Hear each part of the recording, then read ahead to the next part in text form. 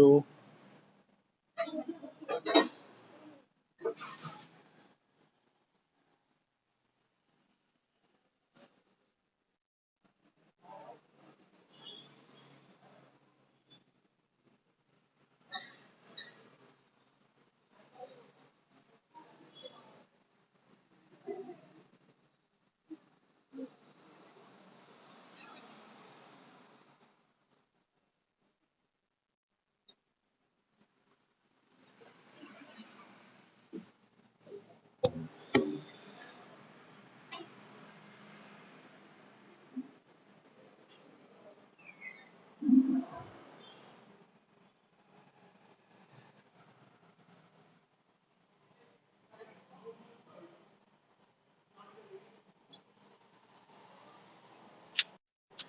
Saturday हम लोग पढ़ते नहीं कुछ नया, जो भी हमने पढ़ा उसको हम लोग क्या करेंगे, रिवाइज करेंगे सैटरडे में। हर सैटरडे में हम लोग रिवाइज करेंगे। तो हमारे पास चैप्टर चल रहा है, आवाज आनी चाहिए किसी बच्चे की भी, सामने देखना है। तो चैप्टर हमारे पास है, हमने स्टार्ट किया है। कौन सा चैप्टर चल रहा था हमारे पास? सॉल्यूशन। तो हम लोग चलते हैं, ध्यान से देखना है, समझना है, फिर इसके बाद में क्वेश्चन पूछे जाएंगे इससे रिलेटेड जो पढ़ा दिया है। तो क्वेश्चंस के सवालों के जवाब देने हैं। इतना सिलेबस हुआ नहीं है, नहीं तो न्यूमेरिकल्स अब नेक्स्ट सैटरडे को उसमें न्यूमेरिकल का टेस्ट होना शुरू हो जाए। तो हम बात कर रहे थे सॉल्यूशन के बारे में। तो सॉल्यूशन के वर्ड से रिलेटेड हमने बात करी थी। सॉल्यूशन वो कहलाएगा जो कि दो वर्ड होंगे, एक तो होगा बाइनरी यानी कि दो से मिलके बनने वाला, एक सोल्यूट और एक सॉल्वेंट। फिर हमने बात करी थी सॉल्यूशन भी वो टाइप का होगा जो कि होना चाहिए होमोजीनियस। होमोजीनियस का मतलब हमने बात करी थी यूनिफॉर्म, यानी कि अगर हम किसी सोल्यूट को, ध्यान से सुनना, इससे सवाल पूछे जाएंगे। अगर हम किसी सोल्यूट को किसी सोलवेंट में डिसोल्व कर दें और डिसोल्व होने के बाद हम ये आइडेंटिफाइड ना कर पाए कि कौन सोल्यूट है और कौन सोलवेंट है, हम आइडेंटिफाइड नहीं कर पाए, यानी कि वो सारा कैसा हो जाए, मिक्स हो जाए, तब हमारे पास वर्ड यूज करेंगे हम यूनिफॉर्म का। और ऐसे सॉल्यूशंस के बारे में हम लोग यहाँ पढ़ते हैं। जो सॉल्यूशन होगा हेट्रोजीनियस, जैसे कि मैंने एग्जांपल दिया था, अगर हमने किसी सैंड को एक वाटर में डाल दिया तो कुछ समय के लिए जब हम स्टिर करेंगे तो वो डिसोल्व तो होगा, लेकिन जब हम उसे कुछ समय के लिए रख देंगे, कुछ टाइम के लिए रख देंगे, तो वो सेटल डाउन हो जाएगा नीचे की तरफ, उसका सोल्यूट। तो हम आइडेंटिफाइड कर सकते हैं कि कौन सोल्यूट है और कौन सॉल्वेंट, तो वो कहलाएगा हाइड्रोजीनियस। ऐसे सॉल्यूशन की स्टडी हमें यहां नहीं करनी। सॉल्यूशंस के फिर हमने बात करी टाइप्स के बारे में। सोलवेंट के बेस पर, सोलवेंट के बेस पर हमारे पास सॉल्यूशन तीन टाइप के हैं। पहला है गैसियस सॉल्यूशन, एक है हमारे पास लिक्विड सॉल्यूशन, एक है हमारे पास सॉलिड सॉल्यूशन। क्यों? क्योंकि इनका सोलवेंट गैस है इसलिए वो गैसियस सॉल्यूशन है, इनका सोलवेंट लिक्विड है इसलिए वो लिक्विड सॉल्यूशन है, इनका जो सोलवेंट है वो सॉलिड है इसलिए वो सॉलिड सॉल्यूशन। फिर हमने बात करी कि सोल्यूट अलग अलग हो सकते हैं, जैसे कि सोलवेंट सिर्फ गैस रहने देते हैं, लेकिन सोल्यूट बदल जाता है गैस, सोल्यूट बदल जाता है लिक्विड, सोल्यूट बदल जाता है सॉलिड। तब हम इस सॉल्यूशन को बोलेंगे गैस इन गैस सॉल्यूशन, इसे बोलेंगे लिक्विड इन गैस सॉल्यूशन, इसे बोलेंगे हम solid in gas solution. Example और क्वेश्चंस कैसे आएगा एग्जाम में? क्वेश्चंस आएगा जैसे कि mixture of oxygen and nitrogen gas, ये किस टाइप का सॉल्यूशन है? तो हम सबसे लास्ट वाले को जाएंगे, ये क्या है? नाइट्रोजन क्या है? ये गैस है। तो जो लास्ट में लिखा होगा वही किसके बारे में बताएगा? नेचर ऑफ सॉल्वेंट, यानी कि ये नाइट्रोजन गैस है इसलिए कौन सा सॉल्यूशन है? गैसियस। अब आप जाओ इसके आगे, ये भी गैस है, इसका मतलब है सोल्यूट भी क्या दिया गया होगा? गैस। तो ये है gas in gas solution. Next example है chloroform mix with nitrogen gas. हमने क्लोरोफॉर्म को मिक्स कर दिया, तो क्लोरोफॉर्म क्या है? एक लिक्विड, और नाइट्रोजन क्या है? एक गैस। नाइट्रोजन गैस है तो इसलिए कैसा टाइप का हो गया? Liquid in gas solution. Solid in gas आपके लिए छोड़ा है। सॉलिड 10 पार्टिकल, गैस एयर में होते हैं, तो एयर जो हो गया आपके पास बेसिकली कैसा हो गया? 10 पार्टिकल वाला जो हो गया एरोसोल, जिसको हम बोल सकते हैं और गैसेस मिक्सचर बोल सकते हैं। जितने भी पॉल्यूटेंट होते हैं सब में पॉल्यूटेंट मिले होते हैं, वो भी कैसा कहलाएगा आपका solid in gas solution. Next है आपके पास liquid solution, oxygen dissolve in water. Last में क्या है, वाटर, वाटर का मतलब लिक्विड, और ऑक्सीजन क्या है, गैस है। ये कौन सा सॉल्यूशन हो गया,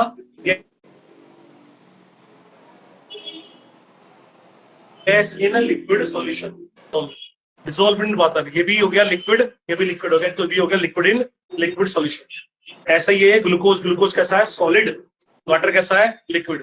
ये हो गया आपके पास solid in liquid solution. Next है अगर हम लोग सॉलिड ले लें इसका सॉल्वेंट, लास्ट में आपने सॉलिड है, और सबसे शुरू में जो हमने लिया हाइड्रोजन, ये क्या है, एक गैस है। ये सॉल्यूशन होगा gas in solid solution, liquid in solid. Amalgam of mercury, मैंने कहा कि ये सेमी सॉलिड यानी कि लिक्विड फॉर्म में होती है। सोडियम क्या है, एक मेटल है, सॉलिड फॉर्म में है। ये कैसा हो गया आपके पास, liquid in solid solution. Next है सॉलिड इन सॉलिड, जैसे कि कॉपर को डिसोल्व करते हैं हम लोग इसके अंदर गोल्ड के अंदर, दोनों सॉलिड है मिक्स हो गए, एक मेटल बन गई। ये कौन सा हो गया टाइप का, सॉलिड इन सॉलिड सॉल्यूशन। इस तरीके से ब्रॉडली 3 टाइप के सॉल्यूशन होते हैं, गैसेस, लिक्विड, सॉलिड। अगर टोटल पूछा जाएगा तो हर एक के 3 पार्ट है, इसलिए टोटल कितने टाइप के हो गए, 9 टाइप के सॉल्यूशन हो गए। इसके बाद हमने पढ़ा था कुछ कंसंट्रेशन टर्मिनोलॉजी, जो क्लास 11th वाले रिपीट करवाई थी आपको। क्लास 11th वाली जैसे कि वेट बाई वेट परसेंटेज, जैसे कि वेट बाई वॉल्यूम परसेंटेज, जैसे कि वॉल्यूम बाई वॉल्यूम परसेंटेज, और इसको पीपीएम में कन्वर्ट कैसे किया जाए और पीपीएम से वापस कैसे जा सकते हैं, ये भी हमने बात करी थी। यहां पर चलेंगे 12th के प्रोस्पेक्टिस में, ये इंपोर्टेंट है, जिसका नाम है मोल फ्रैक्शन, जिसको हम दिखाते हैं कुछ इस टाइप से, एक्स से यानी कि आई से।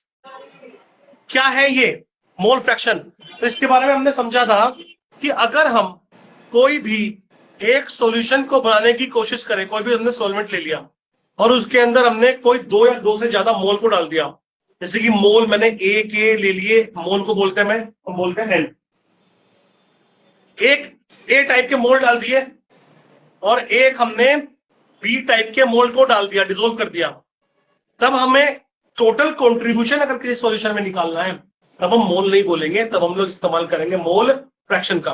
तो जब भी किसी सॉल्यूशन में 2 या 2 से ज्यादा मोल को डिसोल्व किया जाता है तब हम किसी एक मोल को कैलकुलेट करने के लिए इस्तेमाल करते हैं मोल फ्रैक्शन का। तो कह रहा है इन्हें मिक्सचर की बात करिए, इससे मिक्सचर ही बन गया। Mole fraction of a component is ratio है इसका, इट्स मोल का to the total number of moles component. वो कह रहा है कि जितना भी आप किसी का मोल निकाल रहे, मोल फ्रैक्शन निकालना है, जैसे कि आपको ए का मोल फ्रैक्शन निकालना है, तो वो कह रहा है कि इसकी डेफिनेशन क्या है कि मोल फ्रैक्शन निकालने की कि उस मोल को रखो ऊपर और नीचे रखो टोटल मोल। जैसे कि मुझे मोल फ्रैक्शन किसका निकालना है, ए का निकालना है, तो मैं कैसे रखूंगा, mole fraction of A equals to, उसने कहा मोल रखो उसके यानी कि n A upon total mole. Total mole क्या होंगे, n A plus n B total mole. अगर उसने कहा कि मोल फ्रैक्शन निकालो साहब किसका, बी का, तो आप कैसे निकालोगे, mole of B upon mole of A plus mole of B. Mole कैसे निकलेंगे, हमने बात करी थी, मोल कैसे निकलते हैं, गिवन मास अपॉन मोलर मास। ये है हमारे पास मोल फ्रैक्शन, सिंपल है, फॉर्मूला याद रखना है, फॉर्मूला इंपोर्टेंट है। और एक फॉर्मूला याद रखना है मोल फ्रैक्शन का कि काई 1 और काई 2, यानी कि जो भी कंपोनेंट दे रखे हैं उसकी वैल्यू कितनी होती है आपके पास 1, यानी कि अगर जितने भी मोल फ्रैक्शन दे रखे होंगे सॉल्यूशन में उन सबको जोड़ दें तो उनका फ्रैक्शन की वैल्यू कितनी आएगी, होल नंबर आएगी, और वो कितनी आएगी, 1 आएगी। 2 फॉर्मूले याद रखने हैं, मोल फ्रैक्शन जिसका पूछा गया उसके मोल रखो सामने, अपॉन रखो टोटल मोल। मोल कैसे निकलेगा मैंने बताया है, गिवन मास अपॉन मोलर मास, गिवन मास अपॉन मोलर मास। आगे चलते हैं, नेक्स्ट हमारे पास है मोलरिटी। मोलरिटी को हम डिफाइन करते हैं कैपिटल एम से, इसकी फॉर्मूला याद रखना है, और साथ साथ हमने इसका फॉर्मूला भी डिराइव किया था, एक डिराइव्ड किया था, और डेफिनेशन भी बताई थी कि number of moles of solute, सुनी जाएगी डेफिनेशन आज सैटरडे में, तो इसलिए ध्यान से रखना है, इसलिए रिवाइज करा जाता है सैटरडे में, तो इसलिए थोड़ा ध्यान से आप सुनना है, आपको याद हो जाएगा। Number of moles of solute dissolved in 1 litre of solution. क्या बोला मैंने? Number of mole of solute dissolved in 1 litre of solution is called molarity. दे रखा है फॉर्मूला, मोल्स ऑफ सोल्यूट और वॉल्यूम ऑफ सॉल्यूशन किसमें? लीटर में। कह रहा है याद रखना है मोलरिटी, क्या रिमेंबर करने वाली चीज है, इंपोर्टेंट क्या है? इन्वॉल्व्स वॉल्यूम वाइल मोलरिटी, अभी एक वर्ड आएगा मोलरिटी, वो उसमें इन्वॉल्व किया जाता है किसको? मास को। तो मोलरिटी में वॉल्यूम इन्वॉल्व होगा और मोलरिटी जब भी आएगी तो उसके अंदर मास इन्वॉल्व होगा। इसका फॉर्मूला ड्राइव किया था, फॉर्मूला सुनाना है मुझे, कैपिटल एम इक्वल्स टू में लिखा था वेट ऑफ सोल्यूट इनटू 1000, इसी फॉर्मूले से बनाया था मैंने, upon molar mass of solute into volume in ml। किसका? सॉल्यूशन का, सॉल्यूशन का लिया था हमने। ये फॉर्मूला याद रखना है, तो ये फॉर्मूला आपको याद करना है, याद होगा ही, हमने क्लास 7 में ही पढ़ा था। नेक्स्ट चलते हैं, मोलरिटी, जैसे हमने बात करी उसके बारे में बात कर रहे हैं। मोलरिटी को डिफाइन करते हैं हम स्मॉल m से। इसकी डेफिनेशन कहती है कि number of moles of solute, same है अब तक जो मोलरिटी का पढ़ा था, number of moles of solute dissolved in 1 kilogram of solvent, solution नहीं है, क्या है ये? सोलवेंट। ये कह रहा है कि number of moles of solute, number of moles of solute dissolved in 1 kilogram of solvent. Remember वही सेम चीज है कि मोलरिटी में हम लोग क्या करेंगे? मास को कंसीडर करेंगे, और जबकि मोलरिटी आएगी तो हम वॉल्यूम को कंसीडर करेंगे। यही सेम चीज से बनाया हुआ है, moles of solute divide by mass of solvent in kilogram. इसका फॉर्मूला बनाया था हमने, small m equals to weight of solute into 1000 upon molar mass of solute. अभी तक सेम फॉर्मूला है जो पीछे वाला भी पढ़ा था हमने, ये बनाया था, ये फॉर्मूला मेन है। और बस यहां पर क्या आएगा आपके पास? वेट ऑफ सॉल्वेंट, इसमें ग्राम। ये फॉर्मूला याद रखना, सुना जाएगा जाते हुए, ठीक है। तो हमारे पास बेसिकली 3 डेफिनेशन अब तक आई जो हमने पढ़ी। एक पढ़ा हमने मोल फ्रैक्शन, एक हमने पढ़ा मोलरिटी, एक हमने पढ़ा मोलरिटी। हम लोग आगे की तरफ चल रहे हैं। इसके बाद हमने नेक्स्ट टॉपिक को स्टार्ट किया था, बहुत कंसाइज फॉर्म में बनाया गया है आपको स्लाइड, ताकि बहुत जल्दी से याद हो जाए। आपको जो लिखवाया गया था थ्योरेटिकल को, उसे बहुत शॉर्ट नोट्स में बनाया गया, आपको बस सुनना है, याद हो जाएगा। मैक्सिमम जो चीजें कॉपी में लिखी है वही ये है। सोल्यूबिलिटी की बात करते हैं, तो हमने बात करी थी सोल्यूबिलिटी। जब भी आप देखते होंगे कुछ मटेरियल हमने कहीं डाले किसी सॉल्वेंट में, तो कभी कभी वो पूरे पूरे डिसॉल्व होते हैं, कभी कभी वो डिसॉल्व नहीं होते हैं। तो हम कैसे जस्टिफाइड करें कि कौन सोल्यूबल होगा कौन सोल्यूबल नहीं होगा? इसे पढ़ने के लिए हमें पढ़ना पड़ता है सोल्यूबिलिटी के बारे में। तो सोल्यूबिलिटी ऑफ ए सब्सटेंस, किसी भी सब्सटेंस की सोल्यूबिलिटी है क्या? उसका मैक्सिमम अमाउंट है, क्या है उसका? मैक्सिमम अमाउंट है, maximum amount that can be dissolved, जो कि मैक्सिमम अमाउंट को डिसॉल्व किया जाएगा कहां पे? स्पेसिफाइड अमाउंट ऑफ सॉल्वेंट, यानी कि कितना सॉल्वेंट है ये स्पेसिफाइड होना चाहिए, ऐसा नहीं कितने में भी हमने डिसॉल्व कर देंगे। बेस्ट सोल्यूबिलिटी की डेफिनेशन तब आएगी जब आप मैक्सिमम अमाउंट उसका एक certain specified amount of solvent का लोगे, और साथ ही स्पेसिफाइड लोगे टेम्परेचर, यानी कि टेम्परेचर भी चेंज होना नहीं चाहिए, टेम्परेचर भी फिक्स होना चाहिए। तो टेम्परेचर कांस्टेंट करने पर और सॉल्वेंट के अमाउंट को भी स्पेसिफिक यानी कि कांस्टेंट रखने पर, किसी सोल्यूट का जितना मैक्सिमम अमाउंट आपका सोल्यूबल हो जाए, वो उसकी क्या कहलाती है? सोल्यूबिलिटी कहलाती है। अब कह रहा है कि सोल्यूबिलिटी पर कुछ फैक्टर्स हैं जो कि इफेक्ट डालते हैं। कौन कौन से फैक्टर इफेक्ट डालते हैं? हमने कुछ फैक्टर के बारे में बात करी थी, सबके बारे में बात नहीं करी। एक है नेचर ऑफ सोल्यूट एंड सोल्वेंट, कि भाई नेचर क्या है। अभी हमने बात करेंगे नेचर के बारे में, हमने बात कर ली थी, पोलर नॉन पोलर, आपको याद होगा। अभी हम फिर से बात करेंगे इसके बारे में, ध्यान से समझना है। ये चीजें लिखी हुई है जो मेन ये चीजें हैं। तो पहला फैक्टर क्या है, उसको कह रहा है सोलिबिलिटी को इफेक्ट करने के 3 फैक्टर है। एक है नेचर ऑफ सोल्यूट और सोलवेंट। भाई सोल्यूट का भी हमें देखना पड़ेगा नेचर क्या है, और सोलवेंट का भी हमें देखना पड़ेगा नेचर क्या है। नेक्स्ट है हमारे पास टेम्परेचर। भाई टेम्परेचर भी इफेक्ट डालेगा सोल्यूबिलिटी पर। और नेक्स्ट है हमारे पास प्रेशर।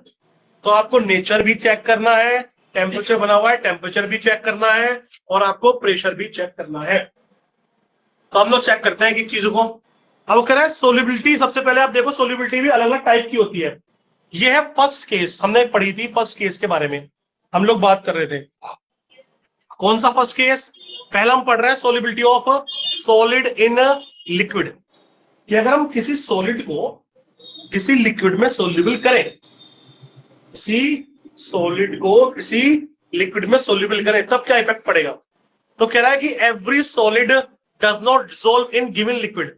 सारे के सारे सॉलिड किसी भी लिक्विड में डिसॉल्व नहीं हो जाएंगे, ऐसा नहीं है कि कोई भी सॉलिड किसी भी लिक्विड में आप डाल दो वो सोल्यूबल हो जाएगा, ऐसा नहीं है। कह रहा है कि कैसे, कुछ एग्जांपल चेक करते हैं। चलो क्या देखते हैं। सोडियम क्लोराइड या शुगर अगर आपने लिया और आपने किसी वाटर में देखा, तो देखो यहां पर टच हो रहा है, यानी कि राइट का निशान बन रहा है, यानी कि वो सोल्यूबल हो जाएगा। जैसे कि नेप्थलीन, नेप्थलीन आपने चेक भी किया होगा, जो कपड़ों में रखते हैं, जो गोलियां होती है व्हाइट कलर की, वो नेप्थलीन की गोली होती है। और एंथ्रासीन, इसको अगर हम डिसोल्व करें बेंजीन में, तो ये बेंजीन में डिसोल्व होगा। लेकिन अगर मैं नेप्थलीन को और एंथ्रासीन की गोलियों को वाटर में डालने लगा तो वो डिसोल्व नहीं हो। इससे मुझे ये पता चला कि वाटर एक अलग टाइप का लिक्विड है और बेंजीन एक अलग टाइप का नेचर है। जब हमने बात करी थी किसके बारे में, हमने बात करी थी नेचर के बारे में। तो अब वो डिफाइन ये कर रहा है यहां से कि आपका डिसोल्व करने की कैपेबिलिटी, यानी कौन सोल्यूबल होगा, वो नेचर पे सबसे पहले डिपेंड करता है। वो कह रहा है कैसे, आप देखो एक वर्ड हमें याद रखना जो कि ये है, हमने बात करी थी, लाइक डिसोल्व लाइक।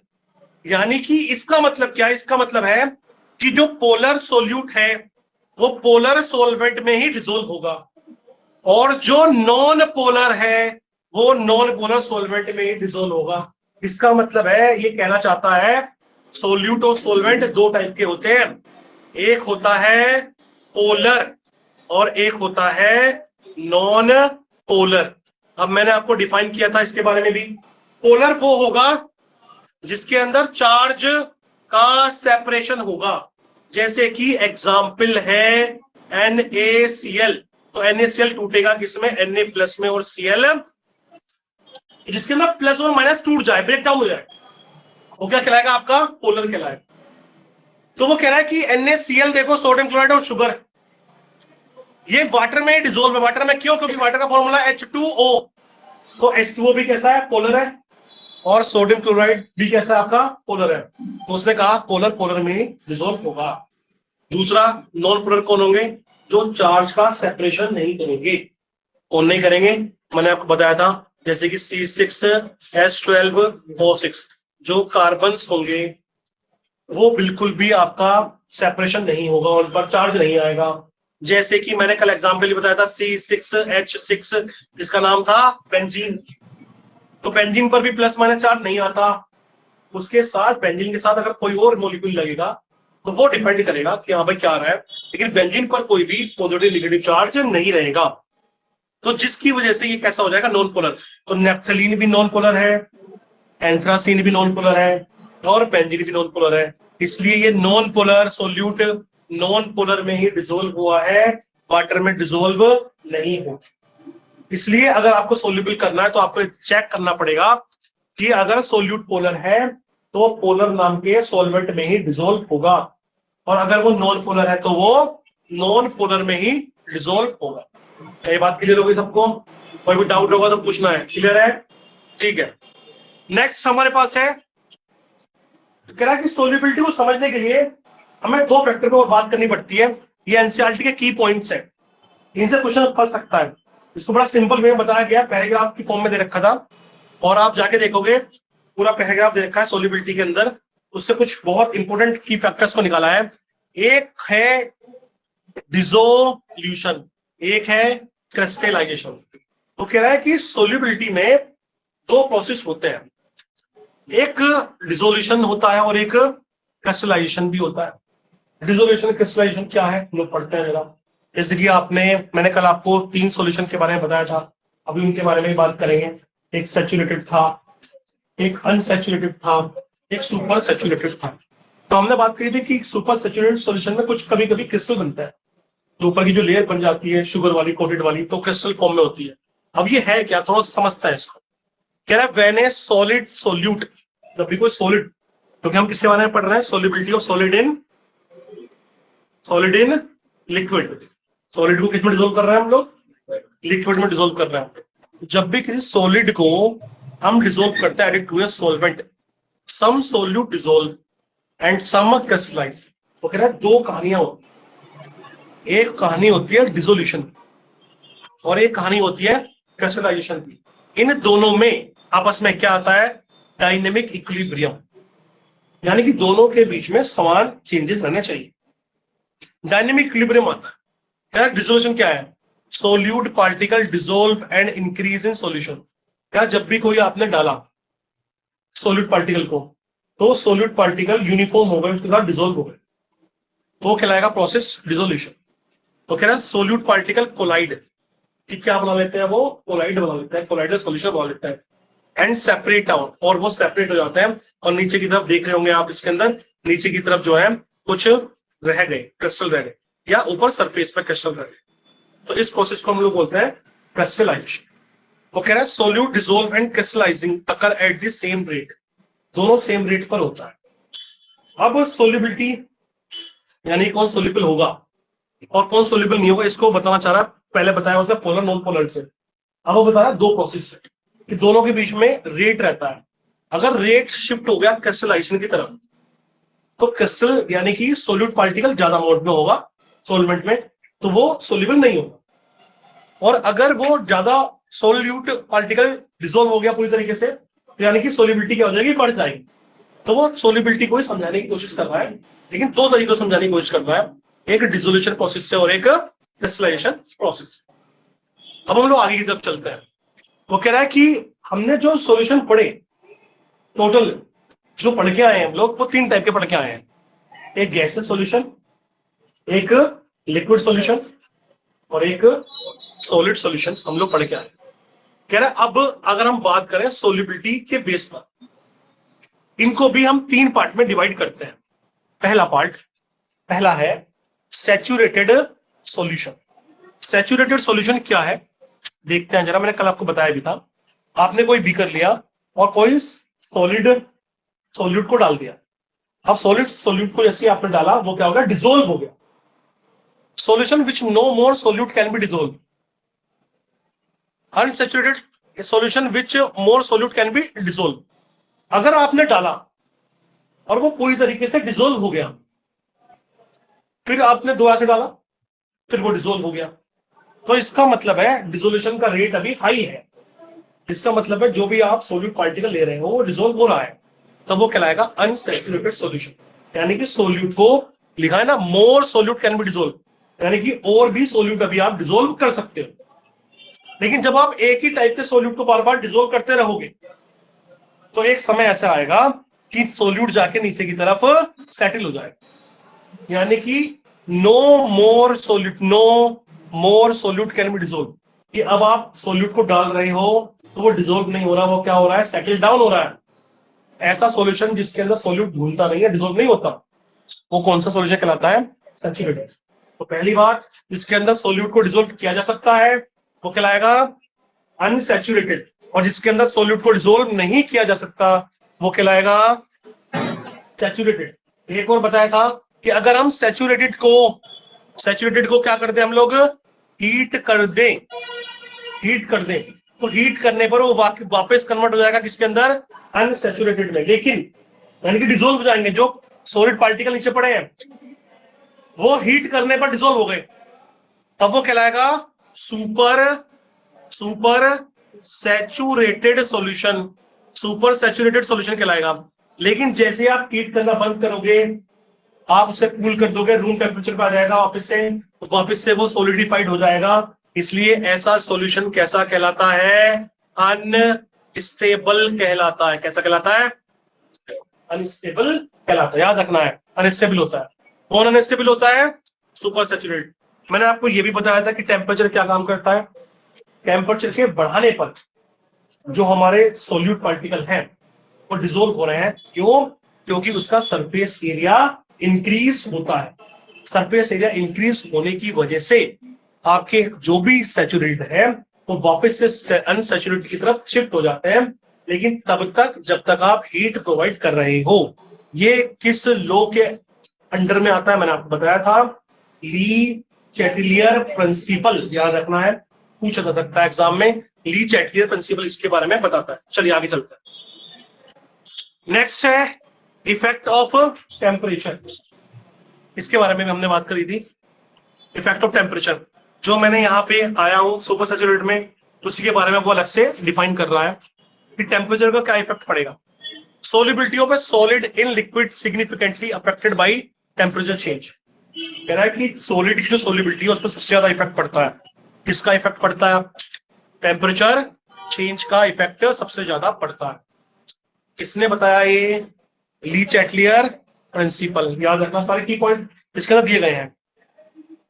कह रहा है कि मैंने इसमें क्वेश्चन भी कराया था और मैक्सिमम आप में से क्वेश्चन नहीं कर पाए थे, तो आपको पहले यह भी पहचानना होगा जनरली होता क्या है। हमने बात करी थी जब भी हम टेम्परेचर को जनरली इंक्रीज करेंगे तो सोलिबिलिटी इंक्रीज हो जाएगी। हर टीचर यही बता के छोड़ दे कि अगर हम टेम्परेचर को इंक्रीज करेंगे तो सोलिबिलिटी भी इंक्रीज हो जाएगी, लेकिन वो ये नहीं बताता आप किसके रेस्पेक्ट में पढ़ा रहे हो।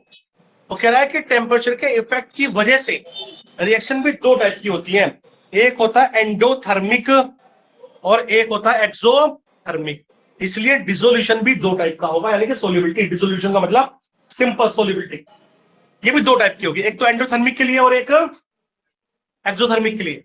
तो कह रहा है कि एंडोथर्मिक में डेल्टा एच की वैल्यू ग्रेटर होती है 0 से, यानी कि डेल्टा एच की वैल्यू कैसी होती है?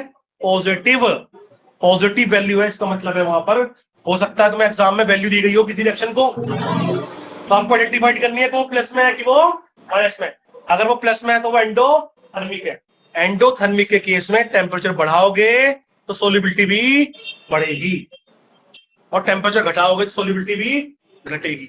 लेकिन यहाँ पर टेम्परेचर दिखा रखा है, देखो कुछ अंतर आपको दिख रहा है। क्या अंतर दिख रहा है? यहाँ पर ग्रीन सा दिखा रखा है, यहाँ पर कुछ येलो दिखा रखा है, क्योंकि इसको हीट की क्या है? डिमांड है, और ये खुद क्या कर रहा है? हीट रिलीज कर रहा है। तो एक्सोथर्मिक, एंडोथर्मिक तो वही होती है ना जो हीट को एब्जॉर्ब करती है, और एक्सोथर्मिक कौन होती है? जो हीट को रिलीज करती है। तो एंडोथर्मिक के केस में याद रखना डेल्टा एच की वैल्यू ग्रेटर देन होती है 0। इसका मतलब है डेल्टा एच की वैल्यू पॉजिटिव होती है, यानी कि टेम्परेचर के बढ़ाने पर सोलिबिलिटी इंक्रीज होगी। लेकिन एक्सोथर्मिक के केस में डेल्टा एच लेस देन होता है किससे? 0 से, यानी कि डेल्टा एच होता है आपका निगेटिव होता है, यानी कि टेम्परेचर की डिमांड नहीं है उसको चाहिए कि टेम्परेचर आप उससे निकाल लो, क्योंकि वो खुद से क्या करेगा? रिलीज। लेकिन आपने टेम्परेचर दे रहे हो उसको, तो ये टेम्परेचर के बढ़ाने पर सोल्यूबिलिटी क्या होगी? इंक्रीज होगी, डिक्रीज हो जाएगी। तो यहां पर चाहिए कि टेम्परेचर हम क्या करें? कम करें, उसे टेम्परेचर बढ़ाए नहीं, टेम्परेचर क्या करें? उसका टेम्परेचर डिक्रीज करें। तो याद रखना अगर टेम्परेचर यहां पर आप इंक्रीज करोगे तो सोलिबिलिटी हमेशा कैसे हो जाएगी? आपकी डिक्रीज हो जाएगी। याद रखना इसको। तो वो कह रहा है कि याद रखना कि solubility increases, solubility decreases fall in temperature. Solubility तब डिक्रीज होगी जब अगर फॉल बढ़ाओगे टेम्परेचर को तो डिक्रीज हो जाएगी, लेकिन यहाँ पर सोलिबिलिटी जो है वो कैसी होगी? यहाँ पर इंक्रीज होगी। एक को याद रखना है, दूसरा अपने आप याद हो जाएगा। तो आप एंडोथर्मिक में याद रखेंगे कि एंडोथर्मिक के केस में टेम्परेचर इंक्रीज करने पर सोलिबिलिटी इंक्रीज होती है, और एक्सोथर्मिक का आप उसका अपोजिट कर देंगे ताकि कोई कंफ्यूजन ना रहे। यहां तक हमने कल शायद किया था, यहीं तक किया था। एक पॉइंट और हमने लिखा था और इस पॉइंट पर हमने डिस्कस नहीं किया था, ये भी डिस्कस करते हैं। इफेक्ट ऑफ प्रेशर डिस्कस नहीं लिखा था ना, इस टॉपिक को कंप्लीट कर लेते हैं। ये कंप्लीट हो जाएगा, लास्ट स्लाइड है, हेडिंग डालेंगे effect of pressure. Effect of pressure, effect of pressure effect of pressure, किसकी सोलिबिलिटी पढ़ रहे हैं हम लोग? Solubility of solid in liquid. दिमाग खोल के बैठना है, समझेंगे पहले फिर बाद में लिखेंगे ताकि समझ में आ जाए। तो कह रहा है कि साहब देखो, एक दे रखा है इसने, 2 बीकर दे रखे हैं, और ताकि आपको समझाया जा सके बढ़िया से, और विजुअल इफेक्ट बड़े अच्छे से लगाए हुए हैं ताकि आपको थोड़ा इंटरेस्टिंग लगे।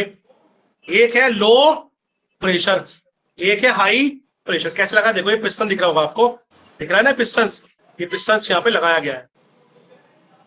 तो कह रहा है कि आपने कोई, सपोज मान लेते हैं शुगर, मान लेते हैं आपने कोई सोल्यूट डाला, इसके अंदर शुगर के पार्टिकल्स हैं, तो इसमें है लो प्रेशर क्रिएट कर दिया उसने, और यहां पर भी शुगर के पार्टिकल है सेम, इसका अमाउंट सेम है, इसका अमाउंट सेम है, सोल्वेंट का सोल्यूट का अमाउंट भी सेम है, हर जगह हर दोनों एक्सपेरिमेंट में सेम है, बस इसका प्रेशर लो है, इसका प्रेशर हाई है। तो आप मुझे बताओ सोल्यूबिलिटी किसमें ज्यादा होगी, पहले वाले बीकर में कि दूसरे वाले बीकर में? सोल्यूबिलिटी किसमें ज्यादा होगी, पहले वाले में कि दूसरे वाले में? दिख रहा है आपको? किसमें ज्यादा होगी? पहले वाले में, हाई प्रेशर में। दूसरा वाला मतलब लो प्रेशर वाला। अब भाई बच्चे किसमें होगी? दोनों में सेम होगी, दोनों में। दूसरे वाले में क्यों होगी सेम? क्यों होगी? अच्छा, टेम्परेचर के बढ़ाने पर क्या हो रही थी सोल्यूबिलिटी? इंक्रीज हो रही थी। रीजन क्या था? सरफेस एरिया इंक्रीज हो रहा था। प्रेशर के बढ़ाने घटाने पर बेसिकली टेम्परेचर पे तो सरफेस एरिया इंक्रीज हो रहा था। तो इस पर जो है लिखा भी है, देखो तुम थोड़ा यहां पढ़ते हैं तो तुम समझ में आएगा। क्या लिखा है? Pressure does not have any significant effect. Pressure कोई भी इफेक्ट नहीं डालता ऑन सोल्यूबिलिटी। किसकी सोल्यूबिलिटी? Solid in liquid. किसी की भी सोल्यूबिलिटी में इफेक्ट नहीं डालता हो। क्यों नहीं डालता? उसने भी बताया कि why pressure has no effect. क्यों है ऐसा? Solid and liquid are highly incompressible, क्योंकि आप उसको कंप्रेस नहीं कर सकते। कंप्रेस क्यों नहीं कर सकते? भाई शुगर पे अगर आप कंप्रेशर को डालोगे, जैसे गैस है, आपने अपने किचन में गैस का सिलेंडर देखा होगा, जब वो आप उसको रिलीज करते हो तो गैसेस फॉर्म में आती है, लेकिन सिलेंडर की फॉर्म में क्या है? वो लिक्विड है। जब आप सिलेंडर को हिलाओगे तो आपको लगेगा जैसे उसके अंदर पानी भरा हुआ है, तो लिक्विड भरा हुआ है, क्योंकि वो हाई प्रेशर पर क्या है, उसके अंदर सील्ड है। तो हाई प्रेशर पर गैस अपना जो शेप है वो चेंज करती है, लिक्विड स्टेट में जाती है। लेकिन ऐसा थोड़ी है कि अगर आप शुगर को दोगे तो लिक्विड बन जाएगी या गैस बन जाएगी। शुगर हाई प्रेशर पे या लो प्रेशर पे, दोनों पर ही क्या रहेगी? सेम रहेगी, सॉलिड स्टेट में रहेगी, क्योंकि वो कैसी है? इनकंप्रेसिबल। इसलिए प्रेशर चाहे तो लो हो चाहे हाई हो, प्रेशर का कोई भी इफेक्ट नहीं पड़ेगा। कह रहा है कि the volume does not change, क्योंकि प्रेशर पे इसका वॉल्यूम चेंज नहीं होता। जैसे गैस का वॉल्यूम चेंज हो रहा है, आपने गैस को रिलीज करा, गैस रिलीज करा आपने इस कमरे में, आपने इस रूम में आपने रिलीज कर दिया, तो गैस इस रूम का पूरा पूरा बोले लेगी वॉल्यूम। जो पीछे वाला बच्चा है उसको भी स्मेल आएगी। लेकिन ऐसा नहीं है कि मैं कोई कैन के अंदर कोई सॉलिड पार्टिकल भरा हुआ है, उसको ओपन करूं तो यहां से वो वहां चला जाएगा, नहीं जाएगा, क्योंकि वो अपना वॉल्यूम चेंज नहीं करता। And solubility remains almost constant. तो सोल्यूबिलिटी कैसे रहती है? कांस्टेंट। किस पर? प्रेशर। यानी कि प्रेशर कोई भी इफेक्ट नहीं डालता। Pressure can slightly effect only if chemical reactions occur. अगर आप कोई केमिकल रिएक्शन कर रहे हो, केमिकल रिएक्शन पर इफेक्ट डालेगी। वो भी कैसे डालेगी? वेरी, और उसका भी रीजन है क्यों डालेगी, क्योंकि इफेक्ट जब हम पढ़ेंगे केमिकल काइनेटिक्स को तो वहां पर समझेंगे हम कि किसी केमिकल रिएक्शंस पे क्या क्या चीजें इफेक्ट डालती है, ये प्रेशर वहां पर कैसे इफेक्ट डालता है, तब हम लोग समझेंगे। तो सबसे बढ़िया की पॉइंट इसका क्या है, मेन याद करने वाला पॉइंट क्या है? मतलब pressure has no significant effect on solubility of solid in liquid. इससे कोई भी इफेक्ट नहीं पड़ता। सेम लिखना है, पहले आपको ये लिखना है, फिर उसके नीचे आपको ये सारे पॉइंट्स लिखने हैं। लिखिए फटाफट से उतारिए इसको।